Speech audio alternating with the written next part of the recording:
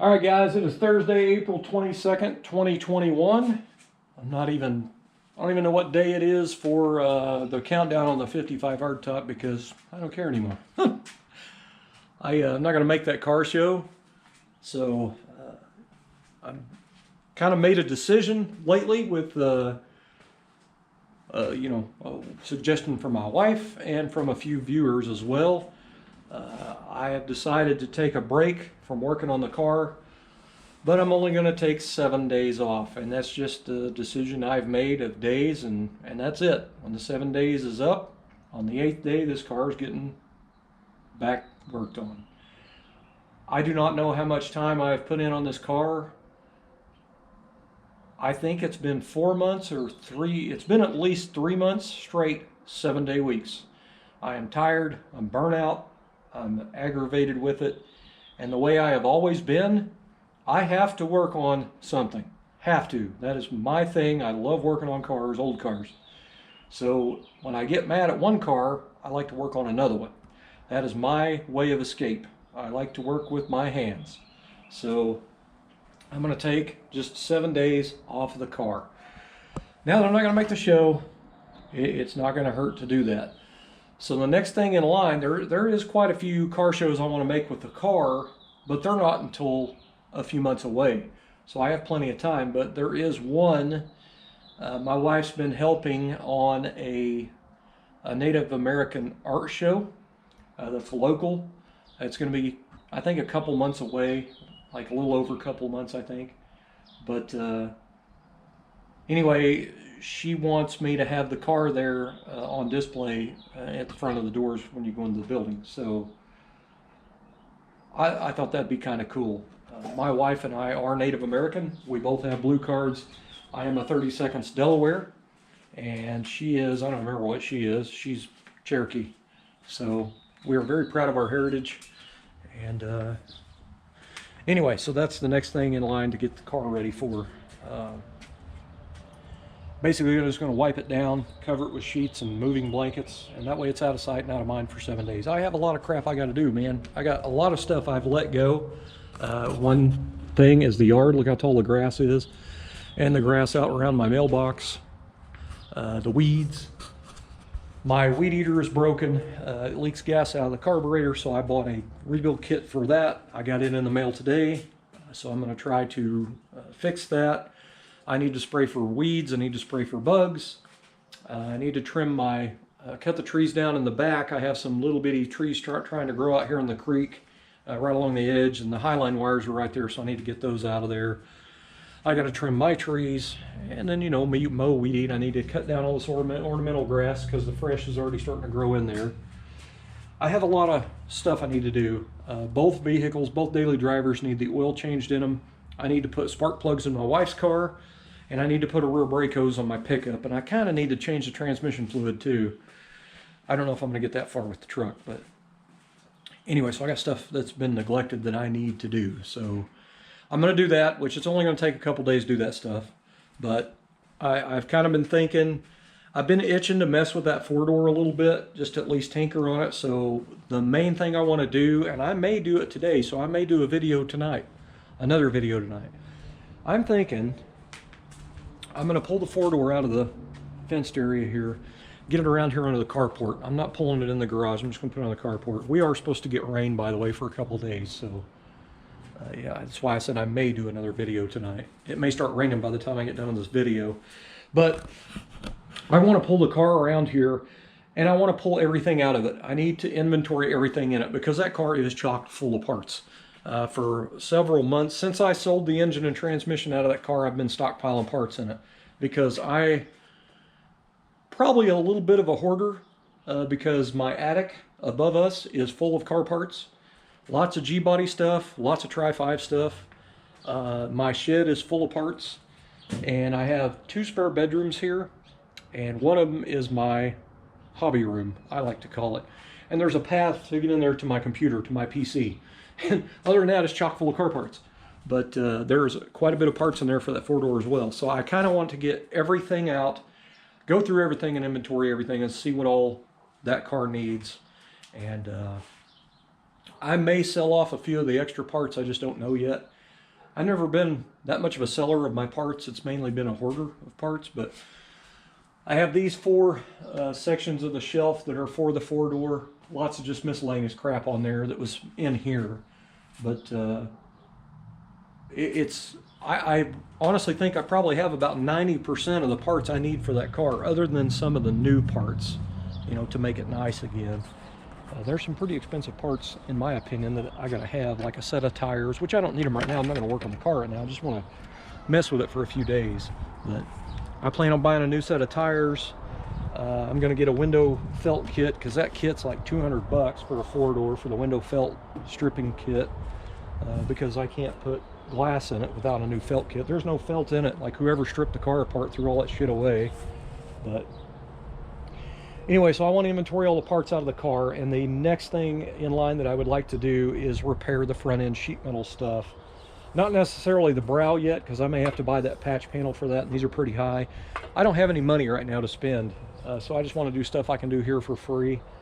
So I have plenty of welding gas, and I have plenty of MIG wire, so I can do a little bit of metal work. I want to patch this hole that somebody's did an antenna in there. I'm going to cut out a piece that fits in there, butt weld it, and grind it smooth. Both bolts are broken off in the bottom of the fenders down there, so I need to, you know, get the old bolts out. One of these fender extensions, the 5/16 bolt that goes in, is broken. I can't remember which one it is. One of those is broken off, so I need to repair that. Also, this lower fender over here has a pretty bad spot started. I don't really see anything through, but it does look a little scaly. But more than likely, after I blast this with my portable blaster, I'll have to cut a square out and patch that in. I'm just going to do sheet metal. And then the dog leg, I don't know if I'm going to get to that or not. The dog leg on these 4-doors is referred to as this part, but up inside, they usually rust out on 4-doors. So if you're in the market for a 4-door Tri-5, open the door and look at this section here. This is a common thing on these cars for these to be rusty right in here. So look there. This side is mint. That side over there has a rust section in it. I'm just going to patch it myself, butt weld parts in there, but I mean, you can see this thing is just chock full of crap. There's tons of extra stainless steel. There's tons of extra window moldings. It's extra crap. If I found it when I was looking for other parts, I would just bring them out here and throw them in the car. So I want to go through and lay out all the trim and just pick the best pieces and then get rid of the rest of it. And that way, everything that's in the car is going on the car. I don't have all that crap in there and in the way. The only other thing I would like to do after I repair all the sheet metal stuff is the dash. This dash, somebody has stripped this to bare metal on the top section, like they sanded it to bare metal and left it. So it is starting to get really, really bad, and this really worries me. I don't want it to get any scalier, so what I want to do is blast this to bare metal and then epoxy prime it. So if I make it that far, I'll have to pull the windshield out, but then again, I need to somehow put the glass back in it so no animals get in it and rain and all that when I push it back out here, because, so I may not do that, it just depends. But anyway, I do have a tarp I can put on it. I just don't like putting tarps on cars because they usually get moisture trapped between them and they'll rust the crap out of that stuff, but that may be what I do, I just don't know yet. But anyway, so I just want to tinker on this car a little bit just to do a little something else. And then there's another thing I need to do. So if you've ever noticed in this, I call it my salvage yard in here, there's 3 Monte Carlo Super Sports in there. They are just parts cars, or stripped out parts cars, that's all they are. A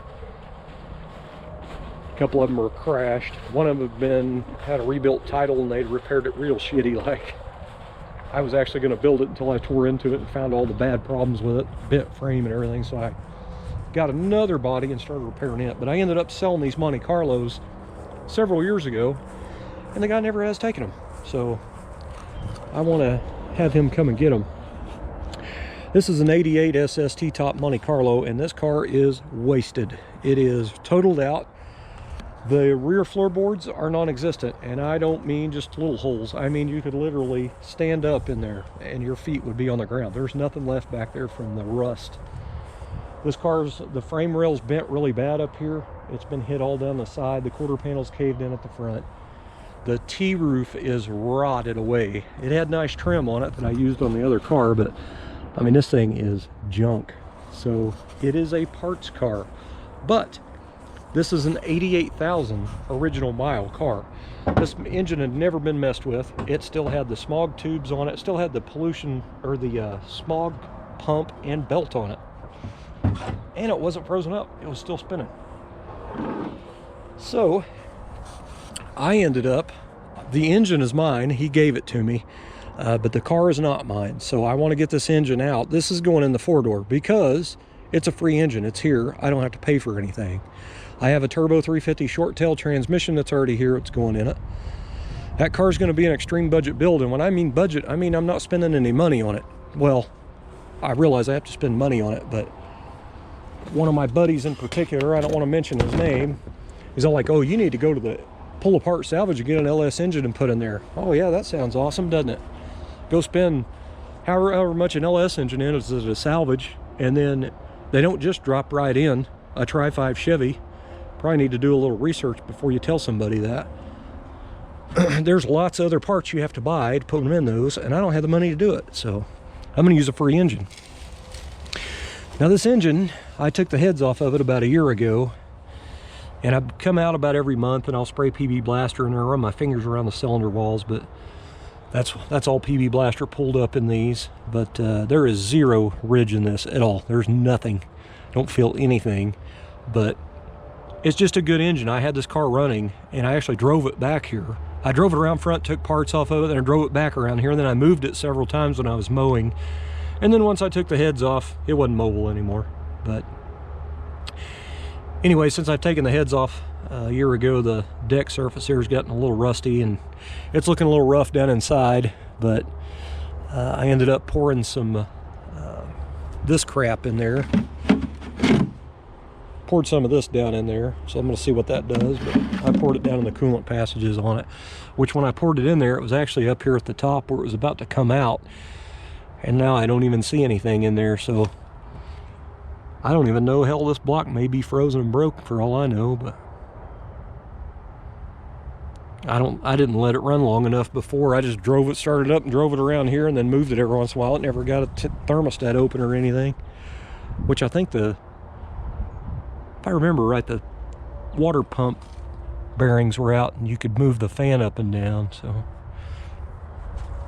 anyway, that is the engine. It's going in the 4-door, and I plan on taking it apart, taking all the parts out of it, taking the pistons out and everything, and just check it over real good. I'm gonna take the block up here to the car wash, stick it all, my nozzle down in here, and get it the best I can.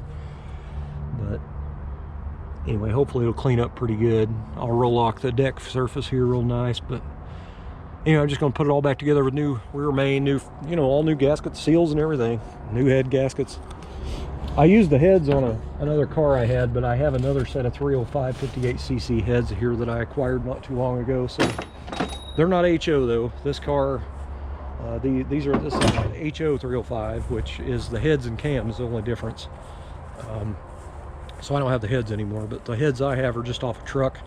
They're still 58cc 305, but they're not the HO. But it's fine. I don't care. It's not a race car. It's just going to be a car that my wife will drive every once in a while, and it'll just be a cruiser. But anyway, that's the plan. Take a little time off the hardtop, work on this 4-door a little bit. I might go ahead and try to air this tire up. I don't know why that tire's flat. I mean, these tires are 30 years old and got dry cracks all over them. I don't know why that tire would be flat. Anyway, guys, that's where I'm at. That's what's going down. Just need to kind of get off that hardtop for a little bit, get my mind off of it a little bit. Need to recharge the batteries, so to speak. I got something I'm going to try I've never tried before. For that 4-door, I have a little 600 Holly here that was a remanufactured from Holly about, I don't know, 10 years ago. I put it on a car and it was only on there for about a month, and I don't remember why I pulled it off, but anyway, it's been on the shelf. And then I ended up, a buddy of mine needed a set of bowls, so I let him borrow them. He was supposed to replace them and he never did. That's the way that goes. But anyway, so I don't have the bowls. I ended up using a jet plate on another carburetor So I've kind of robbed a few parts and pieces off of it. But what I ended up with is a friend of mine gave me an 850 double pumper. And I'm going to try to use those center hung bowls on that carburetor and turn it into a dual line. The problem is, it's not really a problem at all in my mind. The double pumpers have dual accelerator pumps, which I won't be able to use the rear accelerator pump. So what I did is I knocked the roll pin out of the pump arm, and I'm just going to use the pump cover with a new accelerator pump diaphragm, and it'll basically just be a seal at that point. But I have a brand new dual line system that I've already had mocked up on there. But anyway, I have the jet plates and everything now and the bowls. So I even got a rebuild kit for it and 2 new jets, or 2 new needle and seats and gaskets and everything. So I think I may have a carburetor made from 2 carburetors for the 4-door. If not, I have a 600 Edelbrock back there in the back covered up. But I'm not a big fan of Edelbrocks. So anyway, guys, that's where I'm at. It's break time for me. 7 days, man. I'm not going to count today because today's pretty much over with. But I may go ahead and try to get that 4-door out of there, but I am by myself, so it might take a while because I'll have to pull it with the truck a little bit and then get out and turn the steering wheel and then get back in the truck and pull out some more, turn the steering, get out and pull. It's going to be, you know, back and forth. So anyway, thanks for watching.